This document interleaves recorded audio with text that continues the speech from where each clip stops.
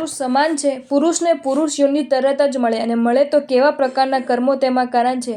અને સ્ત્રી યોનિ ટાળવા શું પુરુષાર્થ કરવો જોઈએ? અને બે વેદમાં કયો વેદ ઊંચો? અત્યારે તમારે ત્યાં સ્ત્રી સ્વાતંત્ર્ય, સ્ત્રીને સન્માન, અધિકાર, સમાન હક, સમાનતાનો યુગ છે, પરંતુ સ્ત્રી અને પુરુષ સમાન નથી. જૈન ધર્મ ક્યાં સમાનતાનો આગ્રહ રાખે છે તે બરાબર સમજવું પડે.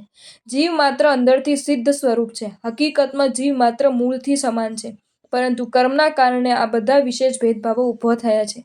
માટે કુદરતે જે ભેદભાવ ઊભા કર્યા છે તેને તમે સમાન કહો તો કેમ ચાલે? યોનિની સમાનતાનો સ્વીકાર નથી. બે આંખ, બે કાન, એક નાક, એક માથું, પણ બધાના માથામાં તો જુદું જુદું છે ને? અરે બધાના બ્લડ ગ્રુપ પણ એક નથી. માટે સ્ત્રી પુરુષનો ભેદ સ્વતંત્ર કર્મનો વિપાક છે. સ્ત્રી વેદનો ઉદય સ્ત્રી. જો તમને આ વિડીયો ગમ્યો હોય તો આ વિડીયોને લાઈક કરો અને મારી ચેનલ જૈન ફેક્ટ્સ એન્ડ સ્ટોરીઝને સબસ્ક્રાઈબ કરો. ધન્યવાદ.